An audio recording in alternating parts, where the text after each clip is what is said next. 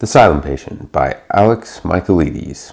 Alicia, a well-known painter, brutally murders her husband and then refuses to say a word. A psychiatrist goes to the mental institution where she's kept and tries to get her to talk.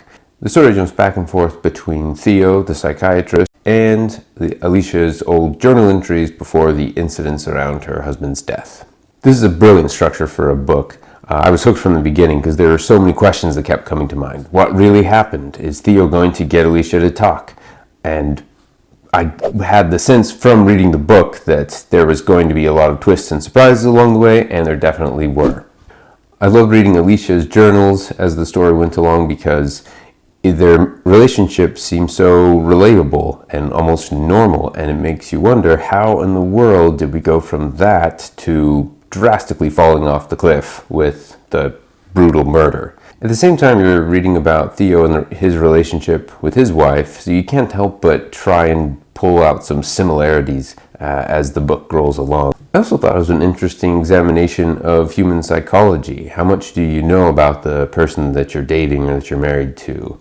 What are the relationship dynamics and how it relates to mental health?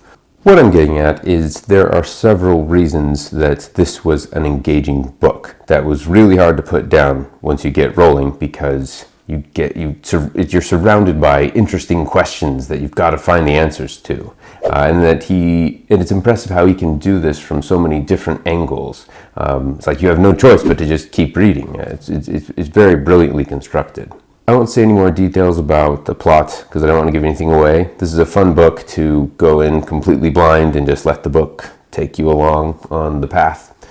I did have a point of reservation on the final twist, but I will leave it at that, and I will give it an enthusiastic thumbs up and 4.5 stars.